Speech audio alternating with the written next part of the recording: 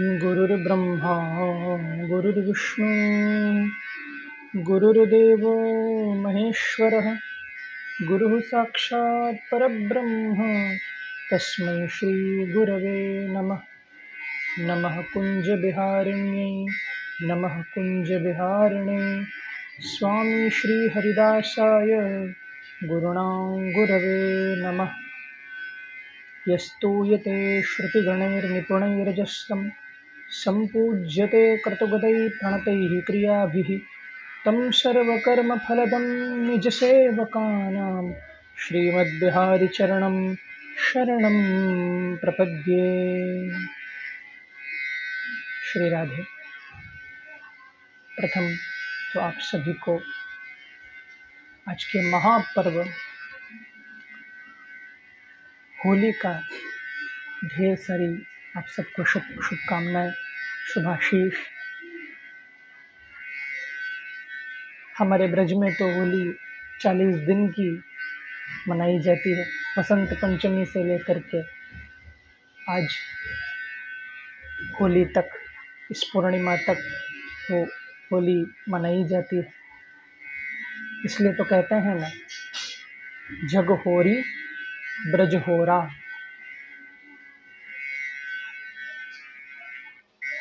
ये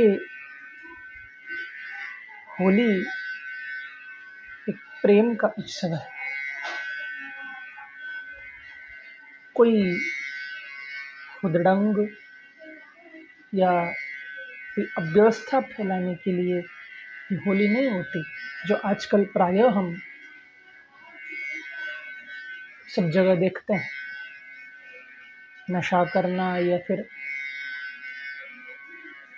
पी करके नाचना या दूसरों को जबरदस्ती रंग करना, इसके लिए होली नहीं होती। होली तो सबसे बड़ा प्रेम का उत्सव है, और इसको प्रेम का उत्सव ही हम रहने दें, इसमें ही हम सबकी भलाई भी है।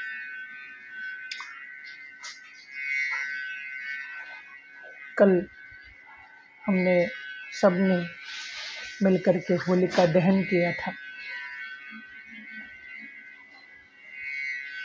हम होलिका दहन तो करके आ जाते हैं, लेकिन हमको उसका वास्तविक, उस दहन का अर्थ हमको समझ में नहीं आता कि हम क्यों ये कर रहे हैं। भक्तों को तो ठाकुर जी के सबको मालूम होता है, लेकिन इसका तात्पर्य हम जाने कि क्यों होलिका दहन, ये दहन का उत्सव हम क्यों मनाते हैं। पहले तो हम सबको, वैष्णवों को, भक्तों को ये विदित ही है कि हिरण्यकशिपु की बहन होलिका हुंडा, जब हिरण्यकशिपु परेशान हो गया था कि प्रहलाद का जान मैं क्यों नहीं ले पा रहा, तो इसकी बहन होलिका आई और इसने कहा कि भैया, मेरे पास एक वस्त्र है जो अग्निदेव द्वारा प्रदत्त है, अगर मैं उसको ओढ़ करके पहन लूँगी तो मुझे अग्नि स्पर्श भी नहीं करेंगे। आप ऐसा करिए कि आप चिता बनाइए और उस चिता में मैं प्रहलाद को गोद में लेकर के बैठूंगी। मैं तो उस वस्त्र को धारण करके बैठूंगी, लेकिन प्रहलाद जल करके भस्म हो जाएगा, आपका रास्ते का कांटा निकल जाएगा। हिरण्यकशिपु ने कहा कि देख बहन, बेटे तो मेरे 4 हैं, लेकिन बहन तो तू एक ही है। अगर मैं तुझे भी खो दूंगा तो फिर मैं तो अकेला पड़ जाऊंगा। हिरण्याक्ष तो पहले ही जा चुका है। तो होलिका ने कहा कि ऐसा कुछ नहीं होगा, आप चिता बनाने का तैयारी करिए। तो चिता बनाई और उस चिता में जा कर के वो होलिका ढूंढा जा कर के बैठी और गोद में प्रहलाद महाराज को लिया। लेकिन प्रहलाद महाराज को न तो भय है न तो शोक है। आप सोचिए, स्वयं के घर के ही लोग एक बच्चे को, 5 साल के बच्चे को इसके लिए मारना चाह रहे हैं क्योंकि वो भगवान का नाम ले रहा है। अब सोचिए प्रहलाद जी के मन की स्थिति कैसी होगी। अगर हम उस स्थिति में होते तो सोचिए क्या हम ये सहन कर पाते कि हमारी ही बुआ हमारे मारने का प्लान। बुआ तो छोड़िए, पिताजी पहले ही से खड़े हैं कि कब ये बेटा मरेगा, कब ये बेटा मरेगा। और दोष केवल कुछ नहीं, ठाकुर जी का नाम लेना, भक्ति करना। फिर भी प्रहलाद जी ने हार नहीं मानी, छोड़ा नहीं। उस होलिका के गोद में बैठ कर के भी भगवान नाम का ध्यान, भगवान नाम का जप प्रहलाद जी महाराज करने लगे। जब उस चिता को जलाने को प्रारंभ किया गया तो अग्निदेव व्याकुल हो गए। अग्निदेव ने वरुण देव को कहा कि हे वरुण देव, इस होलिका ने, मैंने जो वस्त्र इसको पहनाया था, शीतल वस्त्र, इसको लेकर के न जाने क्या क्या अधर्म कार्य किए हैं आज तक। मैंने आज तक इसका पूरा साथ दिया है, इसको जलने नहीं दिया। लेकिन हे वरुणदेव, आज भगवान का एक भक्त, सच्चा भक्त, नाम जापी भक्त इस होलिका के गोद में बैठा है। अगर उस भक्त का एक बाल भी बांका हो गया और प्रभु ने हमसे, भगवान ने हमसे पूछा कि क्यों अग्निदेव आप मेरे भक्त को बचा नहीं पाए, क्यों वरुणदेव आप हवा चला करके मेरे भक्त को बचा नहीं पाए, तो सोचिए वरुणदेव हम दोनों क्या उत्तर भगवान को देंगे। तो जब ऐसा कहा तो वरुणदेव ने कहा कि आज्ञा करिए अग्निदेव, मुझे क्या करना है। अग्निदेव ने कहा कि बस पवनदेव, आपको इतना ही करना है, आज ऐसी हवा चलाइए, ऐसी हवा चलाइए कि इस होलिका के तन से ये वस्त्र निकल करके प्रहलाद जी पर आ जाए, और फिर ऐसा पवन आप 49 मरुदगण मिलकर के पवन आप चलाइए कि इस होलिका के ऊपर ही मैं बरस जाऊं और ये जल करके भस्म हो जाए। और वरुण देव ने कहा कि जैसा आपने कहा मैं वैसे ही करूँगा। तो जब अग्नि पर चिता लगाई, वरुण देव ऐसे चले, वो हवा ऐसी चली कि वस्त्र होलिका से उड़ करके प्रहलाद जी के ऊपर आ गया।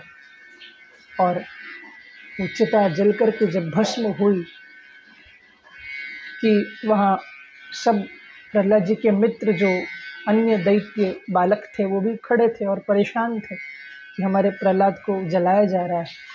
लेकिन जब सुबह हुई, प्रहलाद जी पूर्ण स्वस्थ, एक खरोंच भी जिनको नहीं आई, भगवान का नाम लेते हुए प्रकट हुए, वहाँ साक्षात बैठे हुए थे। लेकिन होलिका तो पूरी जल करके राख हो चुकी थी। जब इस दृश्य को उन दैत्य बालकों ने देखा तो देखो, ये होलिका दहन जो हमने कल किया, ये इसके लिए हमने किया कि ये हमको स्मरण में रहे कि आश्रित भक्त का, हम गीता जी का ये श्लोक तो बड़ा कितना प्रसिद्ध है, अनन्याश्चिन्तयन्तो माम ये जनाः पर्युपासते तेषां नित्याभियुक्तानां योगक्षेमं वहाम्यहम्। भगवान उसका योग और क्षेम खुद वहन करते हैं जो अनन्य रूप से ठाकुर जी को याद करता है। तो ऐसे भक्त को, जो अनन्य रूप से भगवान का भक्त है, उसके लिए उसका बाल भी बांका भगवान होने नहीं देते। भगवान उसका पल पल उसकी रक्षा के लिए तत्पर है। ये हमको स्मरण कराती है होलिका दहन, पहली बात। और दूसरी बात ये कि उस होलिका ने ये सोचा था कि मैं प्रहलाद को जला दूंगी। जो प्रहलाद भगवान के भक्त हैं। किसी भक्त को हम यदि हानि पहुंचाना चाहें या कुछ निंदा करना चाहें, हम निंदा करें या फिर उस भक्त को हम हानि पहुंचाने का कोशिश भी करें, तो याद रखना वही हाल होगा जो होलिका का हुआ था। हमको भी जलना पड़ेगा। अब जलने का अनेक अर्थ हो सकता है, वो तो फिजिकल जलना हुआ, लेकिन हमारा भी हम अंदर से हमारा हृदय जल जाएगा, हमारे अंदर शांति नहीं रहेगी। जीवन में पूरा अग्नि ही अग्नि जैसे तपा हुआ जीवन हमारा हो जाएगा, यदि हमने भक्त की निंदा की या भक्त की को हानि पहुंचाना चाहे। तो हमेशा, यदि आप भजन नहीं कर सकते कोई बात नहीं, लेकिन अगर कोई भक्त भजन कर रहा हो तो हो सके तो उसका प्रोत्साहन करिए।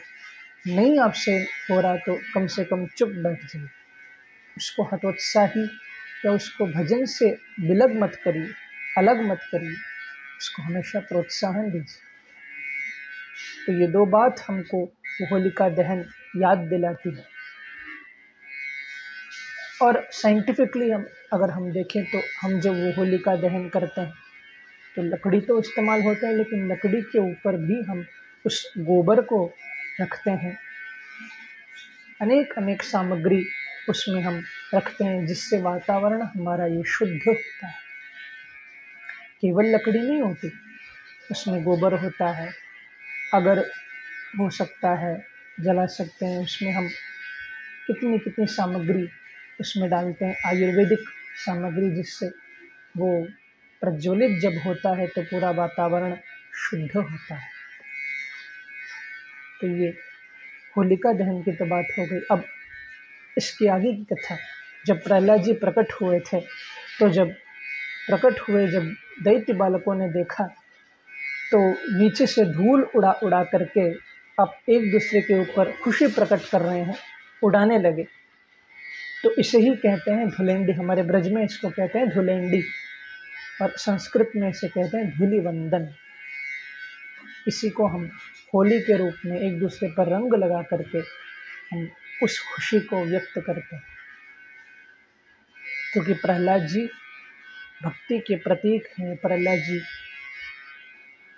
सत्य के प्रतीक हैं, अच्छे के प्रतीक हैं। तो उसकी विजय के प्रतीक को हम मना रहे हैं, इसलिए हम होली मना रहे हैं। कोई नाच गाना या भांग शराब पीना या उदंग मचाना, ये कोई इसका उद्देश्य नहीं है बंधुओं। ये मैं बार बार आपको कहूँ, और किसी को ज़बरदस्ती रंग लगाना या किसी को ज़बरदस्ती परेशान करना, ये होली का बिल्कुल मकसद नहीं है। होली तो बड़े प्रेम का त्यौहार है, इसको सौहार्द का त्यौहार है। और हमारे ब्रज में तो, हमारे बांके बिहारी तो होली के रसिया हैं। हमारे ब्रज में जो मंदिरों में प्रायः जो रंग चढ़ते हैं वो तो अच्छे रंग ही होते हैं, पर एक खास रंग जो माने जो जल छिड़का जाता है वो होता है टेसू का। जिस टेसू को जब हम रात को सुखा कर माने जल में डाल करके भिगो करके रखते हैं तो सुबह उसका कलर आता है। तो उस टेसू के रंग से ही बिहारी जी को, और का ही वृंदावन में सभी मंदिरों में ये टेसू के रंग का ही रंग लगता है।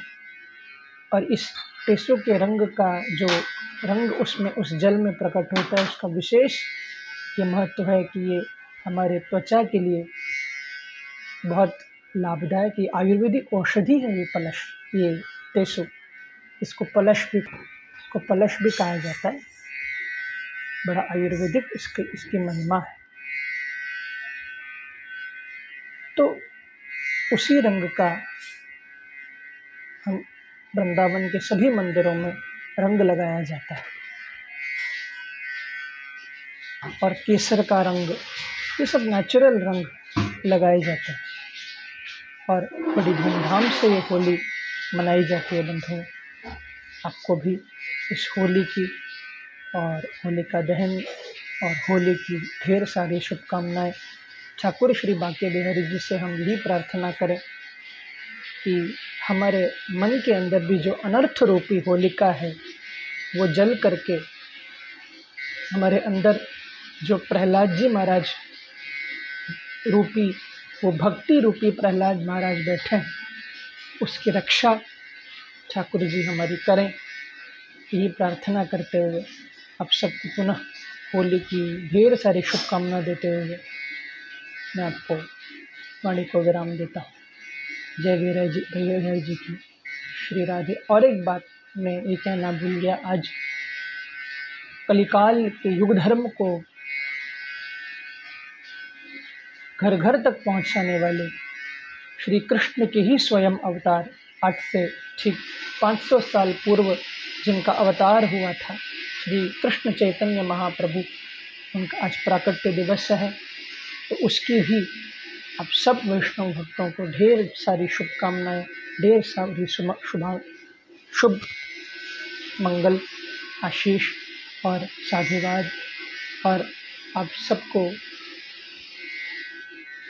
ये, क्योंकि चैतन्य महाप्रभु भी बड़े अलौकिक ये संत हुए थे, क्योंकि ये कोई संत नहीं, ये तो स्वयं कृष्ण के ही अवतार थे। क्योंकि भगवान कृष्ण को ये जानना था कि राधा रानी जब मुझे याद करते हैं मेरे विरह में, तो वो फीलिंग कैसी होती है।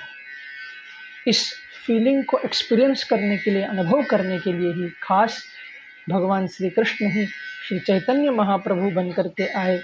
और कितना सुंदर उस भक्ति का प्रदर्शन माने एक एग्जाम्पल के रूप में हम सब के सामने श्री कृष्ण चैतन्य महाप्रभु ने हम सब के सामने रखा। शिक्षाष्टकम के द्वारा और अपनी अनेक अनेक लीलाओं के द्वारा श्री चैतन्य महाप्रभु ने हम सबको भक्ति की शिक्षा और नाम जप के प्रचार की शिक्षा हमको प्रदान की। तो उनके चरणों में भी हम कोटि कोटि प्रणाम करें। यही कहकर के मैं अपने वाणी को विश्राम दूं। श्री राधे। जय बिहारी जी की।